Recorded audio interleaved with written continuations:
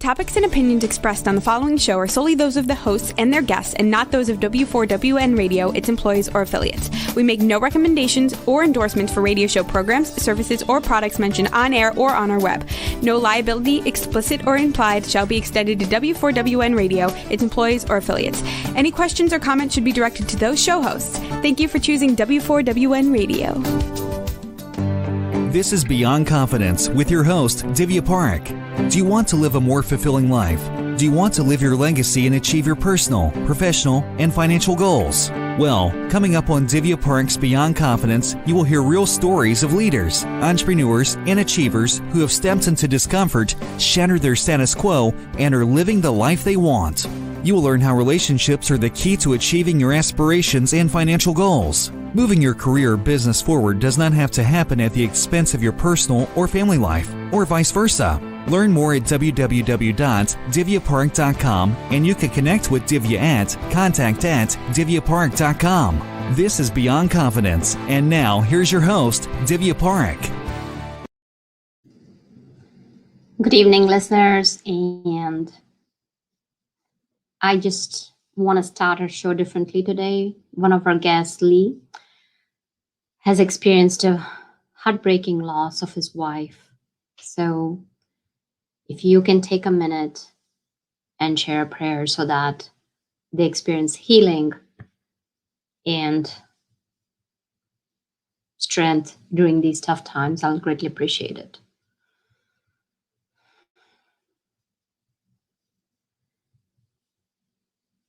So folks, what we are going to do is we are going to go ahead and get started. And our today's guest is Vincent James. Welcome, Vincent. Hi, Divya. Thank you for having me on. And how are you? You know, very sad for our guest's severe loss. And as you mentioned, life is short. And that brings us to the point that it's so important to have gratitude in our lives. So very important about having that gratitude and bringing life back to life.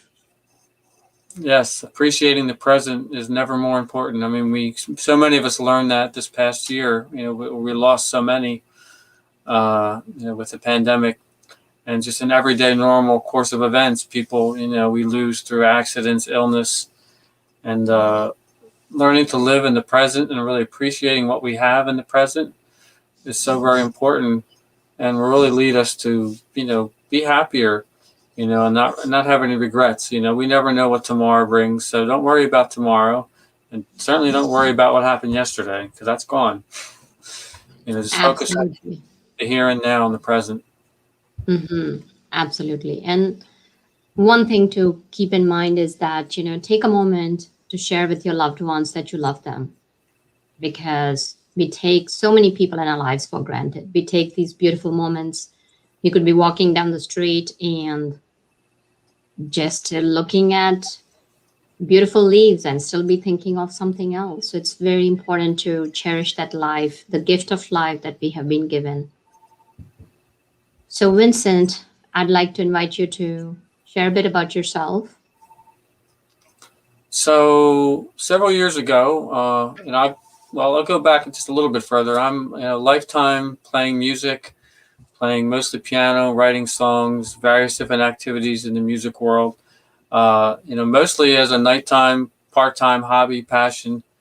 And then several years ago, I was listening to a teleseminar about how everyone has a book inside them that they need to write.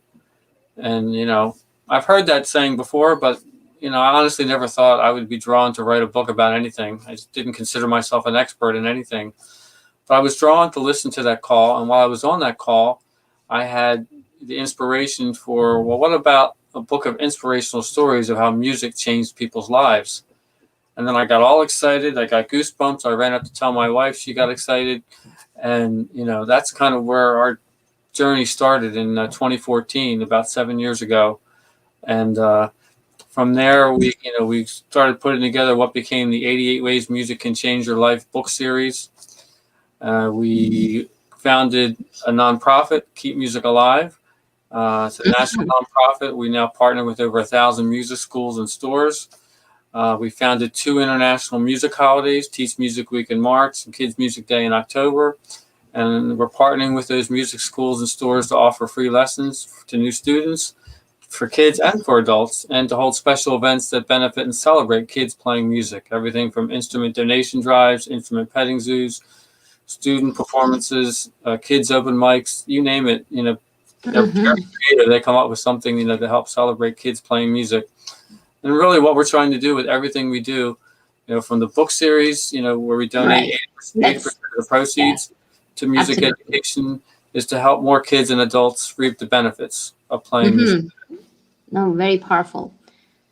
So you talk about you have been passionate about music. So are there any moments in your childhood where you were exposed to music and you started to learn an instrument that impacted your life to continue moving in the direction of music? Oh, absolutely. Absolutely. I'll tell you a short little funny bit and then I'll introduce that. When I was in 4th grade is when we were first able to start learning to play an instrument at school. And I remember coming from home that first day and telling my mom and dad, I want to learn how to play guitar. And honestly, I don't think guitar was even one of the instruments they were offering, but that's what I said. My mom and dad said, no.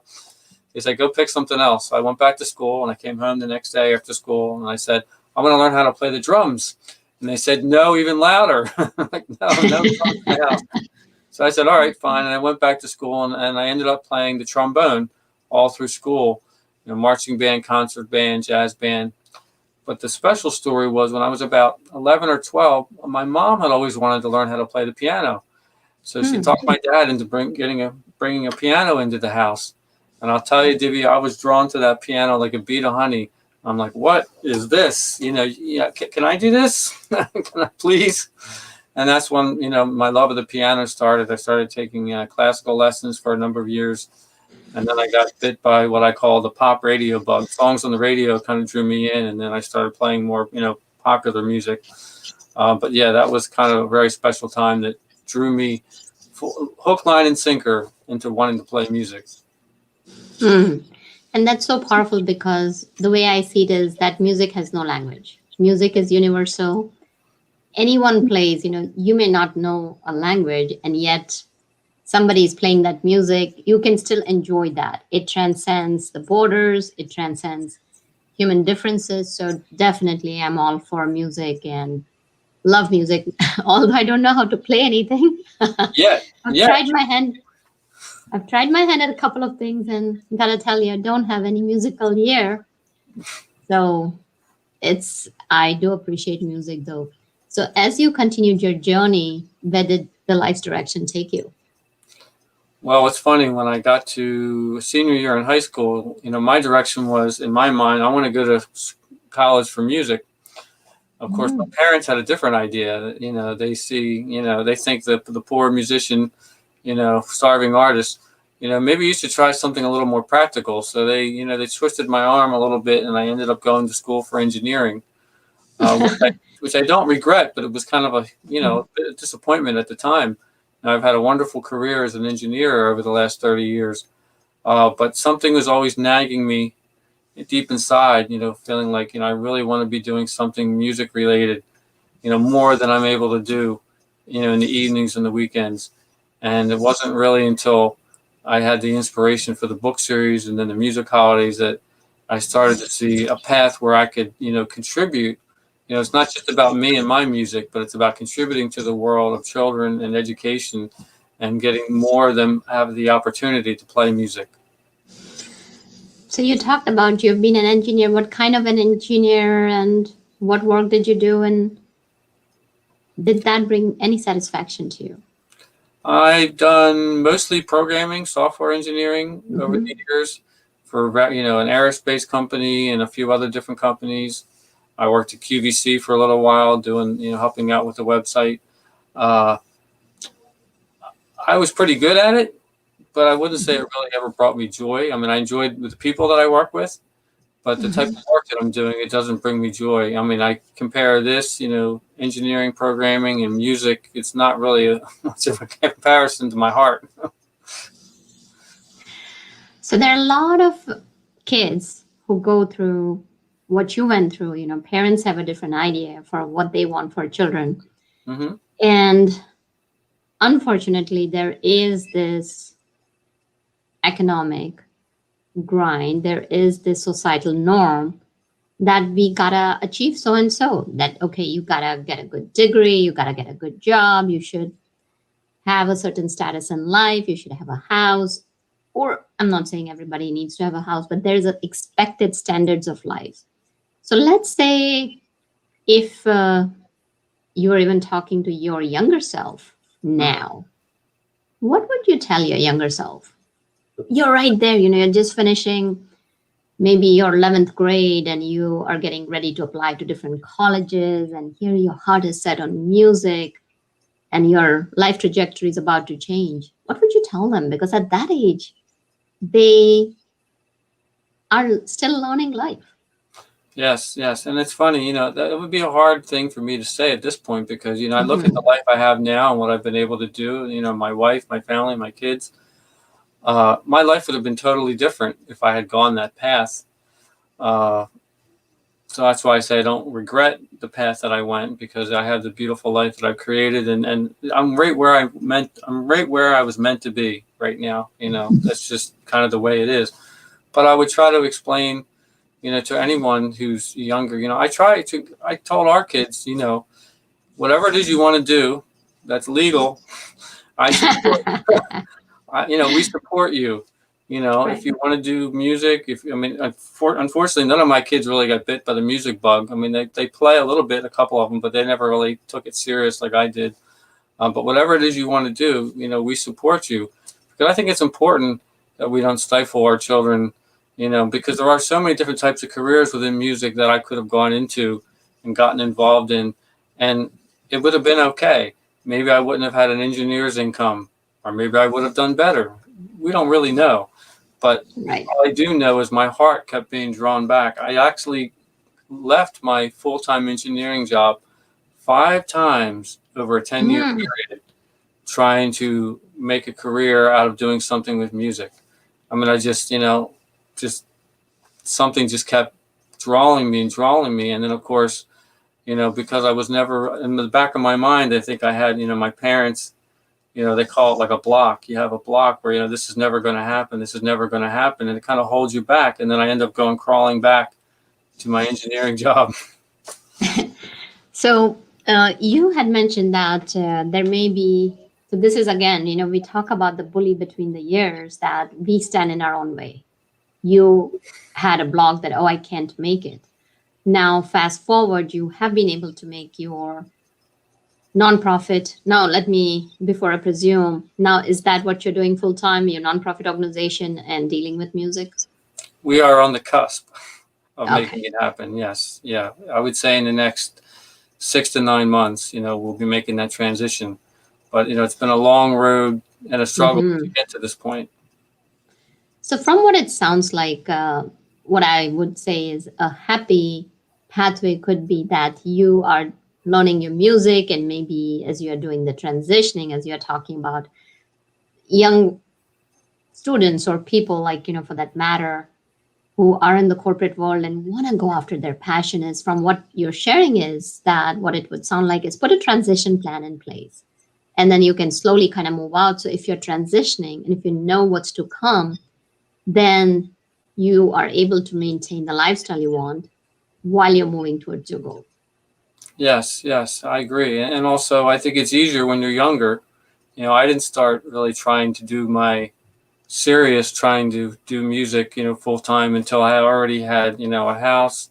I was married. I had a number of children, a lot of different responsibilities, and so it makes it more difficult. Whereas if you're just out of college and you don't have those responsibilities necessarily, your options are more open of what you can try. Try traveling for a year or two. Try doing music for a year. Try doing art, some sports related thing that you were drawn to. Whatever it is you're drawn to, try it when you're young, and you just never know. You might decide after doing it a while, this isn't really what I want to do, and I do want to kind of use my degree to do something, more technical or whatever it is.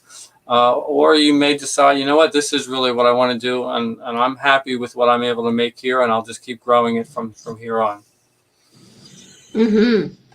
And one of the questions that's always asked is that, how do I know that the bug of that passion has bit me. And it really stuck with me because I've used that phrase too, that, oh, the passion of telling story and helping other people tell their stories has bit me.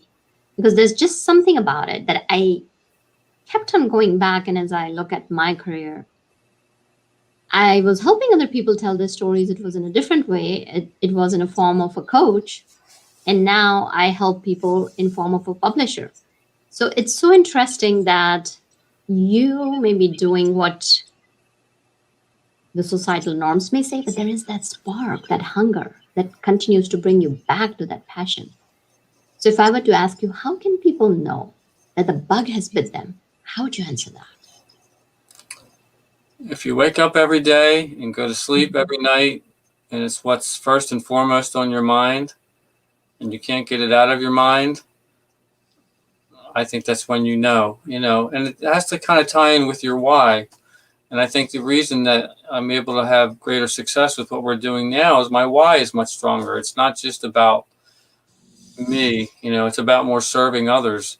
And if we're trying to do something where we're actually looking to serve others, and there's so many different ways we can serve others, with whether it's coaching, whether it's publishing books, it's helping people tell their story, you're actually serving them. And when you put your mindset into that frame, I think it opens up a whole new dimension and possibilities that makes it easier to move forward with it. But again, if you wake up with it in your heart and you go to bed and it's there and you're dreaming of it, as you drift off to sleep, I think that's when you know.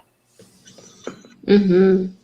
So tell me a little bit more about your why, Vincent, because that's the piece so many people don't explore. It's so important to do that deep dive within yourself and know thyself. That is so important. Knowing what is it that will make you spring out of bed, even though you may be not feeling up to it.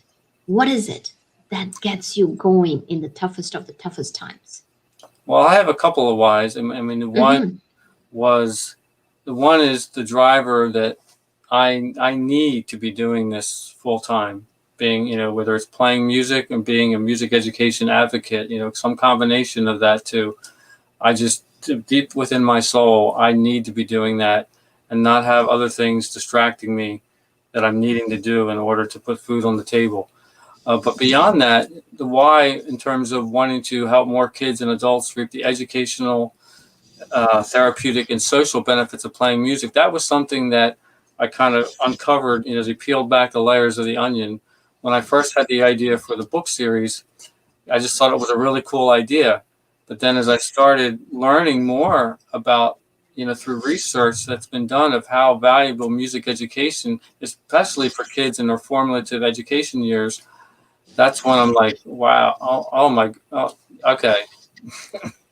And then you start to see, where in some areas of the country where school music programs and arts programs are being cut, music starts to be a little less appreciated in some regards. So I'm like, no, I need to join the parade of people that are pushing back the other way and letting people know, getting the media to scream out about, hey, this music education is more than just fun for kids. It actually makes them want to go to school, stay in school.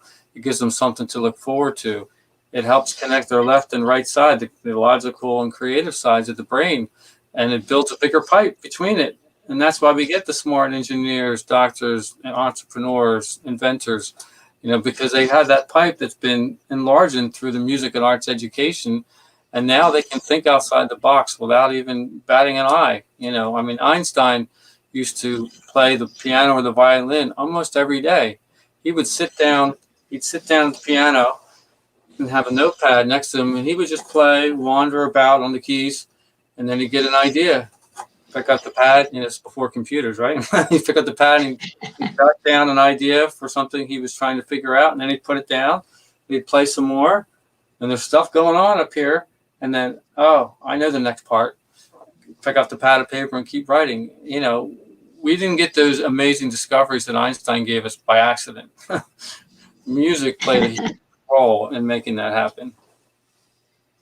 No, that is beautiful, that bringing that music education to kids. And there are studies after studies that have demonstrated how music is important. And let me ask you this, where has this notion come into play that music is not as important as any other subjects in our society? I think a big part of it is that music is harder to be objectively measured. I can take Hmm. a math test and I can tell you right away, this is wrong, this is wrong, this is right, this is wrong. We have scoring systems historically, for math, for English, for science. It's just more, I say, easier to score and to grade.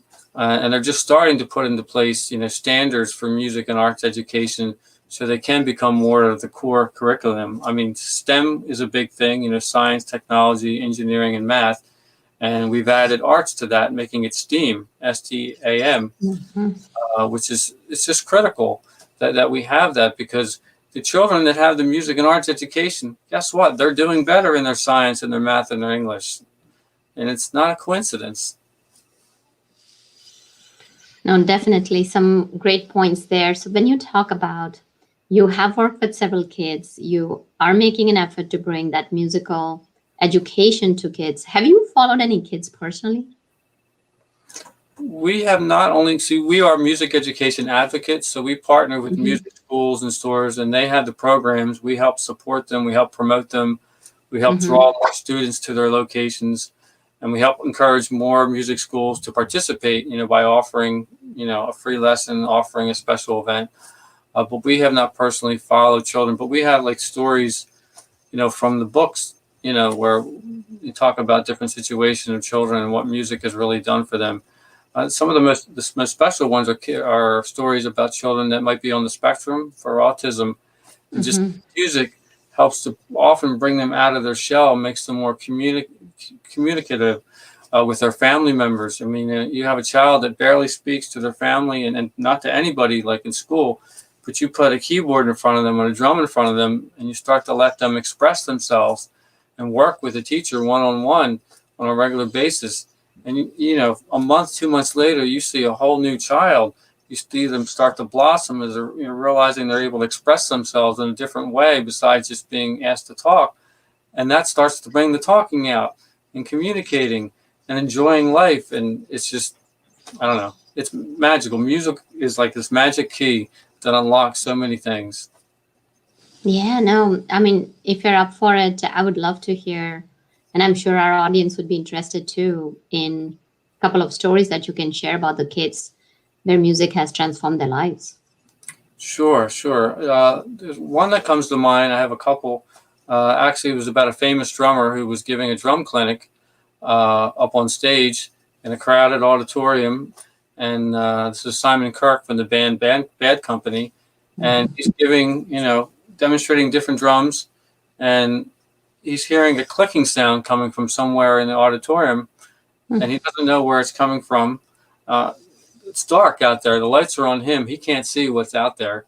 But he just continues. He's a professional. He's not going to worry about it. And he's pulling out different drums, different percussion instruments, cymbals, and demonstrating. And again, he's click, click, click, click, click. And in his mind, he's thinking, where is that sound coming from? This is driving me crazy. But again, he's not saying a word. And then finally, at the end of the demonstration, the house lights go up. And for the first time, he can see all the way to the back of the auditorium. And there's a row of wheelchairs.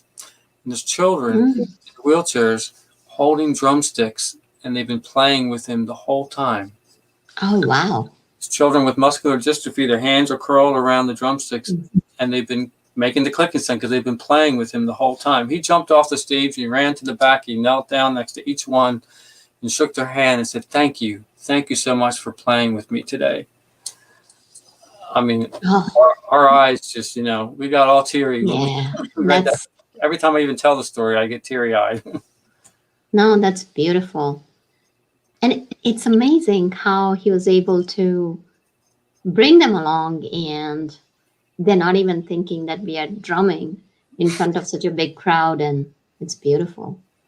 What Yes. other story comes to your mind? So there was like a story about a child who, let me see if I want to get this right. They were a child that had autism, and they were,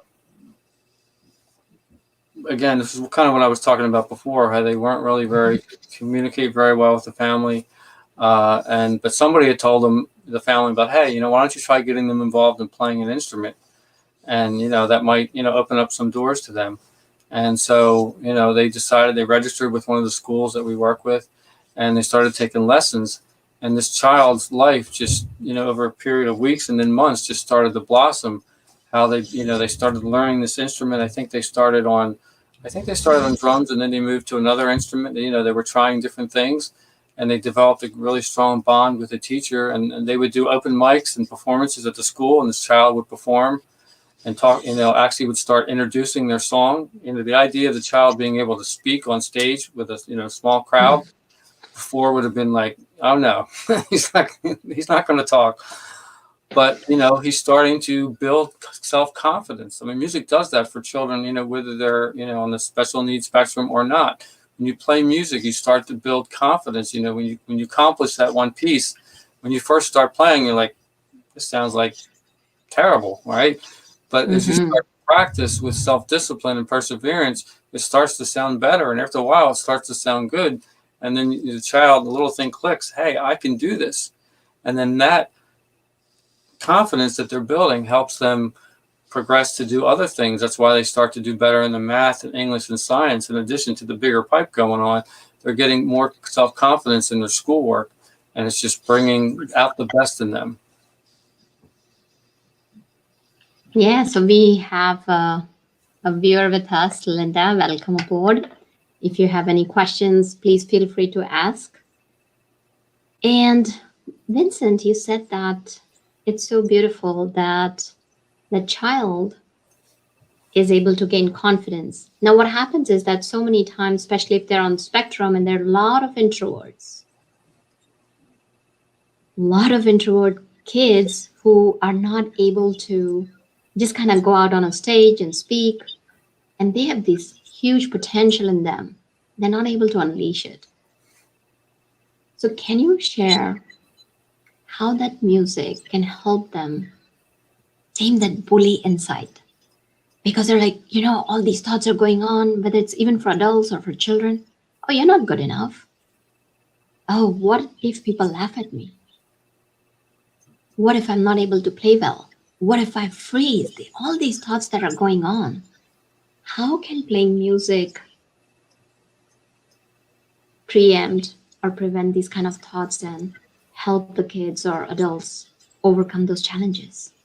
Well, I think when you're working, in those kind of cases, I think it's important to be working with a teacher of some sort, a mentor or a guide or a teacher, a music teacher, because then, they guide you through the process. And as I was mentioning, you get better if you learn that if you put the time in, if you spend 30 minutes a day practicing your instrument, you will start to see the gradual improvement, and you'll start to have certain leaps. You're going like this, and then all of a sudden you're up here. It's because all the time you put in here, and then you go gradual, and then you're up here. And what happens is that improvement, the gradual improvement, and those little leaps, I think in our brain, it just triggers something. It's like, wow, I just did that. I played that whole piece and I didn't mess up.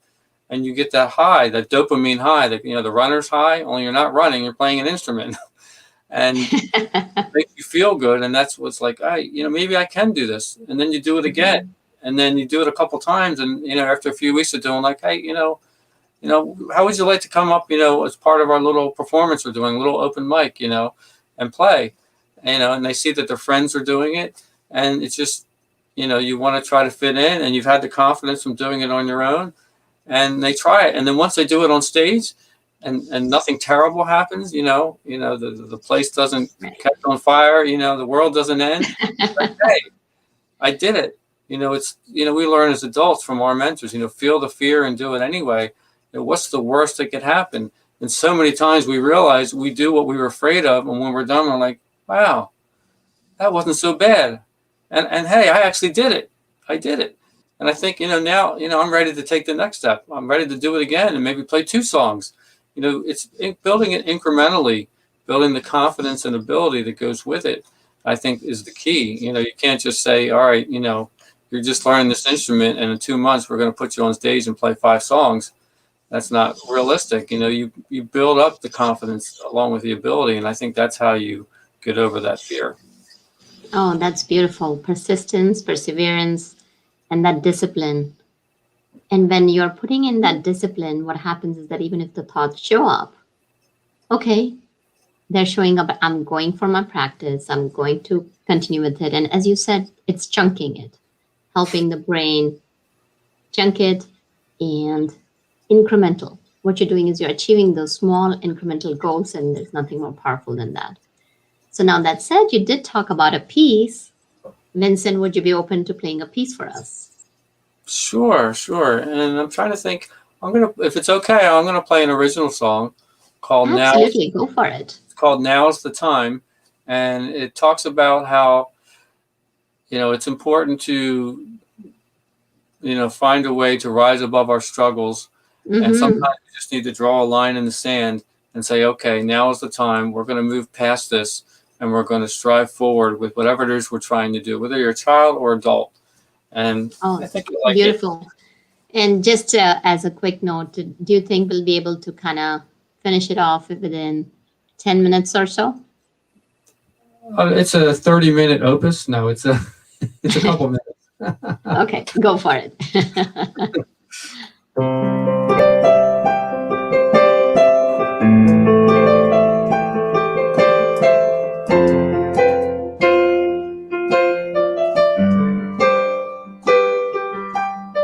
We all have a place that's taking us away, so far away from all our dreams. Just can't seem to find the path to rise above. We're drowning in all our fears. Days go by, we know now is the time to turn the way, light the way before us. You've got the power deep inside to rise above it all. It's not too late. There's a path to peace deep within us all. Close your eyes and feel the change. The sun is rising up within our heart and soul. Forgiving all and letting go. Days go by, we know now is the time to break the chain, light the way before us. You've got the power deep inside to rise above it all, 'cause now is the time.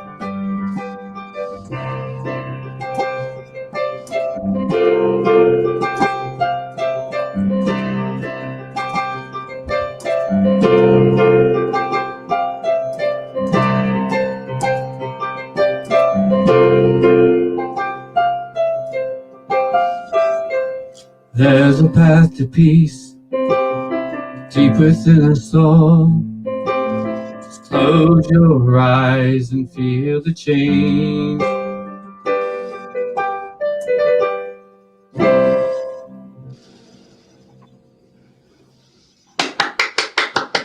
Bravo. I loved it. Thank you amazing. I like it. Now is the time. There's a path to peace. Thank you, Vincent, for playing it and sharing it with our audience. And you're so right. Now is the time to rise. Now is the time for us to all come together. Now is the time to help each other out, especially in these times of uncertainty and loss and pain. And we as human beings have got so much there that we can rise. So thank you. Oh, that was welcome. Amazing. Thank you for really allowing me appreciate to share. it. So, Vincent, tell us, what are your goals for your nonprofit organizations, how you're helping out, and maybe somebody is listening in the audience and what kind of support they could provide you. Thank you. Thank you. So our goal is to each year we increase the number of music schools and stores that we're able to partner with. I mean, our goal, if I look long-term vision, right now we're partnering with 1,000 music schools and stores, and we maybe impact about 5,000 children per year. And honestly, which is great, but obviously, there's so many more children. So we're trying to, 10x that, realistically connect with 5,000 music schools and stores around the world every year for Teach Music Week and Kids Music Day, and then impact at least 50,000 children per year as part of our programs. In addition to the music holidays, which are international, we're here in the Philadelphia area, and year-round we do musical instrument petting zoos throughout this area, throughout the Philadelphia area, and we may actually at some point take that on tour, take the music van on tour with the guitars, the ukuleles, the keyboards, all the percussion instruments, and then we go to schools, libraries, outdoor festivals, any type of place where there's going to be kids. And when you see their faces light up when they see the instruments and they come in, and many of them are touching instruments and putting them in their hands and trying them out for the very first time, and just the joy that we get from watching the excitement on their faces. And then we see them look at their mom, their dad, or whoever came with them, like, can I do this? Can I? And we're like, no, they're all right. We have lit the fire, and we've got them excited about it. And we've achieved our goal with that. One child at a time, getting them excited about learning to play music. And it's not just one child. Think about it. You're talking like so wonderful, and I appreciate what you're doing. Kudos to you. I really applaud you for that. Thank you. And think about one child goes and talks to his or her friends, and they get excited. Yes. And it's about one person getting excited is a family getting excited. In case of children, it is their friends. And, that's so powerful at that age, whether they're young or whether they're in high school or whatever age it is, they are influenced by their peers. Yes. They want to follow. So and our that's job beautiful. as adults is to plant as many, positive seeds as we can, whether it's for music or other things, being mentors for children and planting those positive seeds. And, they might not all grow at once, but, the child, they're going to remember that later. And, the advice you gave them, the little chance on the music instrument, throwing the football with them, whatever it is making a difference in their life, and it's going to help them grow and to be a better adult. Absolutely. So when you talk about music, and as you're partnering with music schools and teaching children, there may be some kids who may not be able to travel to music schools, but have a piano or a musical instrument in their house. What advice would you give them as to how could they learn, or how could they bring music in their lives so that they can empower themselves and transform their lives to be someone who impacts others? So we're very fortunate nowadays. I mean, the internet can be a blessing and a curse, but the blessing part of it is there are so many free tutorials that you can learn how to play almost any instrument under the sun. They'll walk you from the very beginning. They'll show you where the keys are, where to put your hands. They'll show you where to put your hands on the guitar, the ukulele. I mean, a brass and woodwind instrument might be a little more difficult to do, remotely. But you can get started on some instrument. A ukulele, might set you back $30, $40. You can get a small keyboard for $50, $60. There are many programs nationwide, some that we work with, that you can get an instrument donated to you. You can start playing if it's something that's not within your reach. So, if you're interested, if you reach out enough, you'll find someone who will help you and get you started. And like here in the Philadelphia area, there's a school, one of our favorite schools that we donate, one of the organizations we donate proceeds of the book to is called Rock to the Future. They offer free music lessons to Philadelphia, underserved Philadelphia city school children and in the surrounding areas for free. They get them an instrument, you give them lessons. It's in person when we're not in the pandemic. Over the last year, it's all been online. And there's programs similar to that in a lot of different cities, if you reach out and look for them. So can you share with us a little bit about your book, where they can find the book and find you? Sure, absolutely. So the book can be found, of course, on Amazon, Barnes & Noble, I think even Walmart. There's 2 books. It's 88 Ways Music Can Change Your Life and 88 More Ways Music Can Change Your Life. And each one has over 100 inspirational music stories of how music changed people's lives. If they're interested in maybe submitting a story for a future book, that's 88waysmusic.com to find this. And for the nonprofit, it's keepmusicalive.org to learn about Teach Music Week, Kids Music Day, and our musical instrument petting zoo programs. That's fantastic. And if somebody wanted to get involved with your cause, what's the best way to go about it? We have a support button on the keepmusicalive.org where you can contact us if you're interested in potentially volunteering, whether it's in person here in the Philadelphia area or remotely. I mean, we have volunteers all over the country that help, and we're so very grateful because we could not do it on our own. Definitely. And you mentioned something very nice that, internet and technology can be a curse and a boon at the same time. So are you doing any Zoom music festivals right now where people or kids from other cities can participate? Well, there's something coming up that's a music holiday that's not our music holiday, but we help support it. It's called Make Music Day. It started as Fête de la Musique in France in the 1980s. And it's kind of like a free-for-all music festival in like 1,000 cities in 120 countries. And as part of that, there's lots of people offering free lessons, online virtual events. If you go to makemusicday.org, that's makemusicday.org, you can learn. And that's coming up on the summer solstice, June 21st. Happens every year on that date. And we support it here in Philadelphia with activities here in Philadelphia. Last year was all virtual. This year, there might be a little bit of in-person, but again, more virtual. And absolutely, we encourage people, if they reach out to us at Keep Music Alive, we'll connect them with whatever they're looking for. Try to connect them with somebody local in their city that's doing something, or point them to all the things that are available, throughout the country, even the world. People now take lessons from, China, India, Japan, across the seas because you can. It's just the time zone difference. That's all. And if you speak a common language, whatever it might be, you're good. Absolutely. No, that's beautiful. Thank you for what you're doing, folks. And we usually do bring up that point, and I do want to bring it up, that every month I call upon you to donate 1 hour of your time, whether it's in Smile, whether it is just doing something for someone, even if it is for your own loved one. Give that 1 hour of time with no expectations to somebody else. And think about it. Even if 100 million people did that, we're talking 100 million hours of kindness every month, and share that message with others. So important.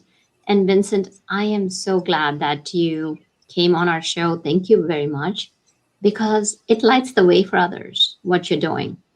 So thank you for doing that. Oh, you're welcome. And thank you, Divya. And the 1 hour per month, giving service to others, that's beautiful. You keep running with that and keep spreading that, because that's going to do a lot of good.